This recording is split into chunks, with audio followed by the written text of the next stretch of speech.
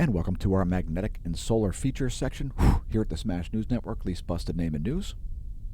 Congratulations on realizing that the channel exists. Take a moment to press like and subscribe if you haven't done so. We're starting out with the magnetic moment from space. Earth's magnetic moment from space. It's the geospace magnetosphere movie for the past 4 hours.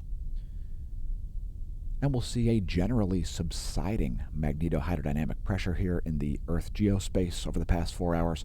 It's because we're seeing a very slow solar wind. We've seen a small uptick in the solar wind density, but a very low speed solar wind, making for low pressure. Let's blast through a whole bunch more data. Next, we're looking at the heliospheric current sheet. This data is derived from 51 ground-based magnetometers,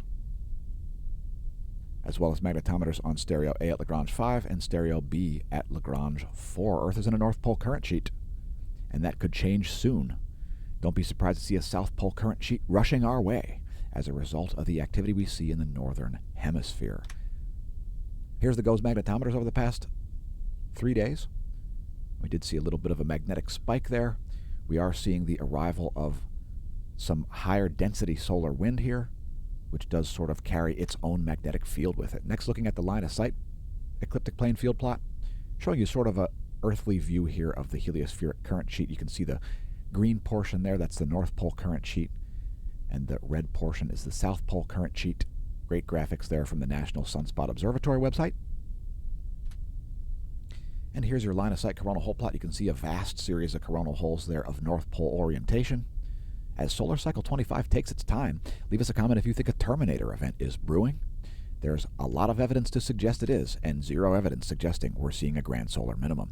Next, looking at the graphics from the SDO here on 193 angstroms, you can see some of those coronal holes there. Those are all North Pole-oriented coronal holes, and the geomagnetic unrest forecasted on the Space Weather Enthusiast dashboard in the coming days is a result of the high-speed wind streams from those coronal holes.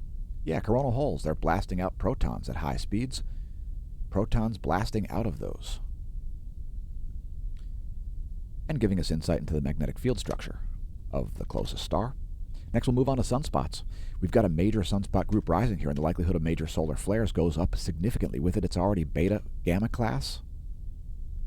As far as I can tell, this sunspot down here is very basic. It's only alpha class. It's unlikely to produce major flares. This one up here, don't be surprised to see an M class flare or lots of C class flares out of it. I think it was already producing a C class flare. So here's your flare monitor, and it's going to be known as Sunspot 2935. It's the new most interesting portion of El Sol, Helios, the local yellow dwarf, the sun, whatever you'd like to call it. So here you can see it produced a nice double hump C-class flare here starting around 2 o'clock this morning as it rose over the northeastern limb. Proton flux, no spikes in that, no relativistic particles showing up recently since the subsiding of the relativistic particles from that M-class flare that we saw a few days ago. It was M5.5. Let's look at the real-time solar wind next.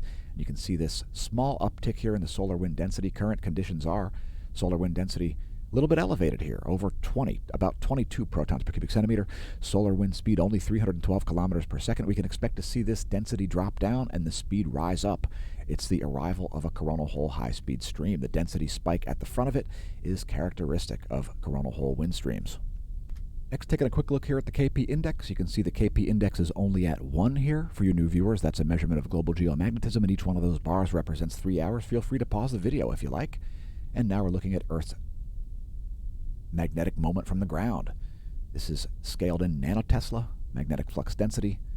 Ground magnetic perturbations, our other geospace magnetosphere movie for the day. It's 4 hours of data courtesy University of Michigan, like the one we started out the video on. Earth's magnetic moment from space. And not a lot of magnetic perturbations happening there at the moment. That's the past 4 hours. Next, a forecast for the solar system. Here's where heavenly bodies are currently located. Let's advance this 1 week. And approaching a new moon there on February 1st, it looks like. That's where things will be in 7 days. Mercury will have blown past Venus as Venus blows past Earth. Probably some great imagery of that if you look on the internet. Next, a star chart. If you're up before dawn, you may see Mars and Venus and Mercury rising ahead of the sun. Mercury probably not going to show up unless you have a view of the ocean You need a very low horizon to see that. It's pretty dim to begin with. Next, a brief look at coronagraphs. No major coronal mass ejections since yesterday's video. We'll show you the view from Lagrange point 1 at the LASCO C3 and from Lagrange point 5. It's the stereo A coronagraph here on the left, LASCO C3 here on the right. Pretty much a coast is clear situation at the moment.